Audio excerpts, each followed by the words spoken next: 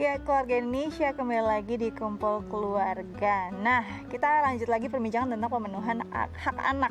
Tapi kali ini kita akan mengundang secara virtual ada dua orang tua, ada Bapak Christian dan juga Ibu Retno yang kita akan berbincang tentang tema kita hari ini ya. Kita sapa dulu Pak Christian, Bu Retno, halo.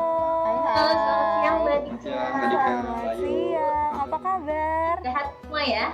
Sehat, harus sehat, harus semangat.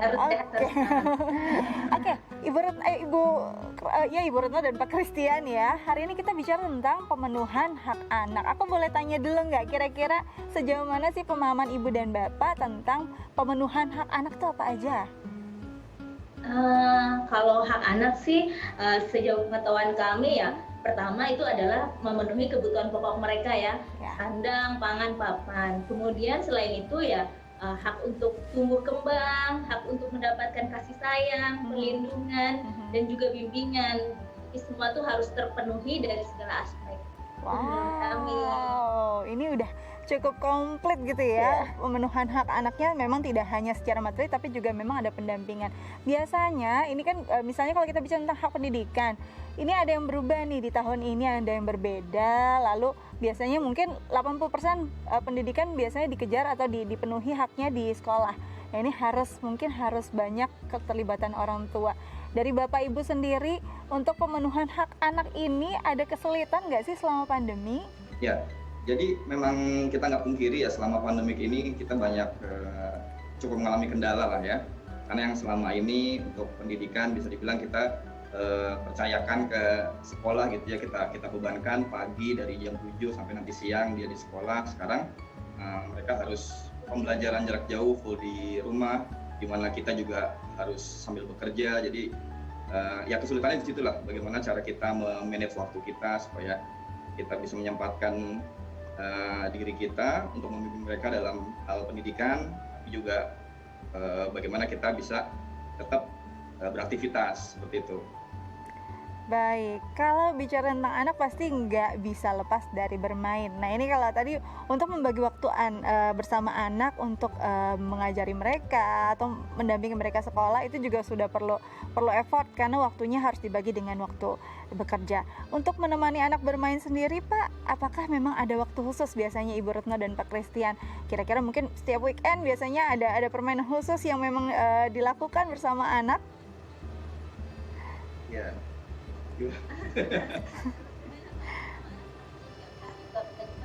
Setiap hari sih. Mereka tugas sudah selesai, mereka pasti main jadi kami harus juga harus menemani, harus dampingi karena main sendiri itu kan tidak menyenangkan buat mereka. Mereka pasti akan merasa bosan, merasa jenuh gitu. Jadi kita harus dampingi supaya ya mereka semangat, mereka juga nggak bosan di rumah aja. Jadi kita juga harus sebagai orang tua juga, sebagai guru juga, sebagai teman mereka juga gitu. Jadi benar-benar harus full paket. Wow. Iya. Dan tugas kita menjadi temannya dia. Iya, temannya dia juga. Harus semua.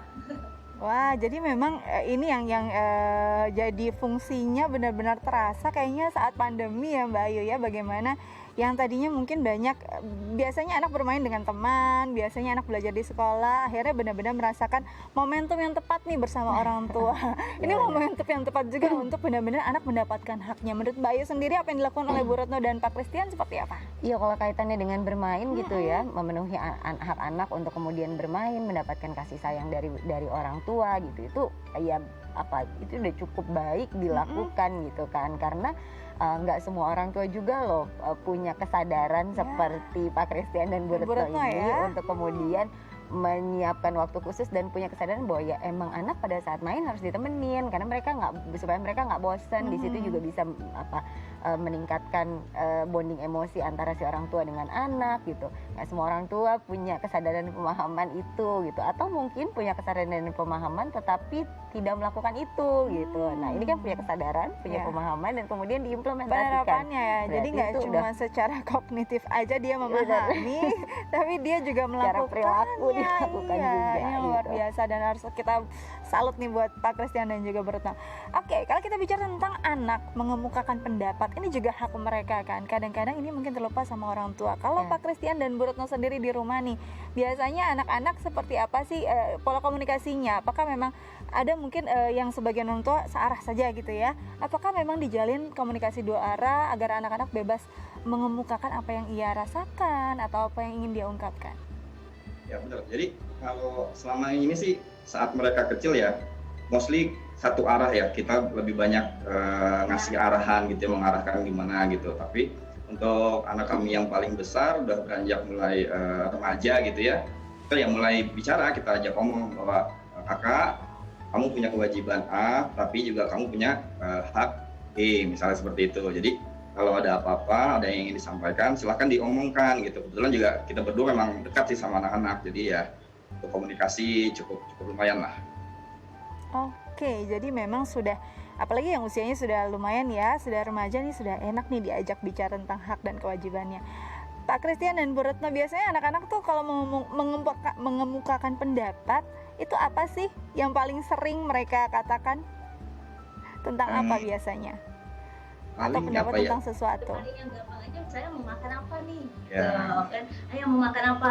Aku hari ini mau makan ini, yang ini mau makan ini. Itu beda-beda, pasti ada juga yang nggak sama gitu. Jadi ayo gimana kalau misalnya hari ini kita ikut kakak dulu, mau makan kakak, terus mau makan apa yang diinginin kakak, terus besok bisa ikutin si adik gitu. Jadi semua itu dapat haknya masing-masing gitu. Nggak mesti semua diturutin, tapi mereka pasti akan menerima haknya. Ini dia yang tadi kita sempat bahas juga ya, bagaimana pengelolaan juga ya. Mungkin tadi dari pendapat anak ataupun keinginan anak memang sebagai pemenuhan hak, tapi juga harus dikelola dan kita harus lihat juga agar tidak kebablasan ya Mbak Ayu. Ini sebenarnya gimana sih pola ini bisa dibangun di keluarga agar tidak ada, mungkin kadang-kadang anak kan kalau misalnya dilarang ngambek gitu, biar nggak ada kayak no hard feeling gitu Mbak. Ya oke, supaya kalau kemudian pada saat melarang anak kemudian tidak dipersepsikan kepada anak bahwa wah ini satu larangan yang, nah biasanya anak-anak itu ngambek karena memang kurang memahami sebetulnya esensinya apa. Jadi kalaupun menyatakan sesuatu larangan, misalnya sekarang ini ikutin apa makanan yang diinginkan oleh kakak dulu, kemudian adik ngambek gitu kan, nggak mau gitu misalnya. Nah biasanya seperti itu karena penjelasannya kurang bisa dipahami oleh anak. Ketika misalnya kita coba untuk menjelaskan kepada anak, kenapa sih sekarang gilirannya kakak, adik kapan gilirannya, adik kan sudah kemarin sudah diikuti, kalau kakak terus yang diikutin, adik sedih nggak perasaannya? Kalau terus jadi kalau misalnya sekarang maunya adik terus yang diikutin, gimana perasaan kakak? Yuk kita lihat supaya hal-hal seperti itu yang dijelaskan kepada anak, karena biasanya anak marah ketika memang belum sampai penjelasan yang tepat dan diterima oleh si anak gitu. Tapi ketika kita bisa menyampaikan dengan bahasa yang tepat sesuai dengan taraf kognitifnya anak, kemudian bisa dipahami juga oleh anak, biasanya sih anak akan mengerti. Nah itu balik lagi, komunikasinya harus tepat juga. Iya, Ya kan, benar. benar juga kan nggak mungkin sehari 2 hari, harus Iya, dari benar. kecil. Oke, Pak Christian dan Bu Retno, di sini kan ada Mbak Ayu Sitomo. Kalau kita mungkin ada yang ingin ditanyakan atau mungkin ada yang ingin dibahas tentang tema kita hari ini. Boleh, kalau misalnya ditanyakan, mau tanya sama Mbak Ayu boleh ya? Boleh dong. Jadi gini Mbak Ayu, kami ini kan di rumah ini metodenya pakai metode reward gitu. Jadi boleh main ini kalau sudah belajar misalnya, atau boleh beli mainan ini kalau dapat nilai yang bagus gitu. itu menyalahi hak-hak anak nggak? Padahal kan kalau hak kan mereka harusnya bisa mendapatkannya dengan free gitu tanpa ada syarat dan ketentuan berlaku. Jadi gimana itu menyalahi nggak tuh ya Mbak Ayu ya? Wah, ini Iya, bagus banget menarik nih ya pertanyaannya. pertanyaannya, karena Penting, memang, kayaknya buat aku eh, juga nih.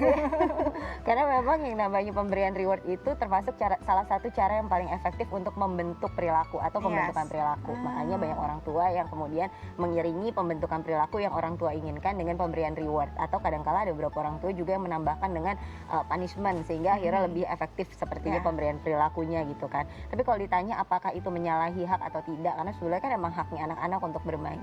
Tidak sepanjang memang diberikan waktu bermain yang tidak dipersyaratkan sesuatu. Dalam artian kalau ini kan seperti extra times. Kalau Ya. misalnya hadiah itu kan kita konsep reward itu adalah sesuatu yang memang disukai oleh anak dan kemudian kita hal yang dia sukai itu kita tambahin gitu. Sehingga akhirnya dia mendapatkan ekstra dari yang dia sukai, dan itulah kita bilang itu sebagai reward. Kalau kamu suka bermain, maka rewardnya adalah kamu bisa dapat ekstra waktu bermain gitu kan. Nah, sepanjang tidak kemudian memutus atau menutup semua akses anak-anak untuk bermain, itu ya nggak apa-apa sebetulnya untuk dilakukan gitu. Cuma yang harus agak tricky di sini nih ya, kalau aku bilang agak tricky adalah nggak boleh semua, harus bisa dilatih bahwa tidak semua perilaku itu harus dikonotasikan dengan reward, kemudian kemudian itu dilakukan gitu. Tapi iringilah reward tersebut dengan penjelasan-penjelasan anak itu dapat manfaatnya apa dari perilaku baik yang dia lakukan. Jadi bukan karena dapat bagus ini kan, dapat mainan atau kan dapat jam bermain, tapi konotasikan itu juga dengan udah belajar seneng ya, nilai kamu lebih bagus, seneng ya belajarnya lebih awal, sehingga akhirnya pada saat hari H ulangan nggak terlalu banyak yang dipelajari. Gimana perasaannya, gimana rasa manfaatnya, sehingga anak mendapatkan makna yang lebih dalam dari perilaku yang dia dapat di luar hanya sekedar reward main, reward hadiah kayak gitu aja. Oke, jadi bukan nilai hadiahnya tapi nilai manfaatnya dari hal yang diterapkan.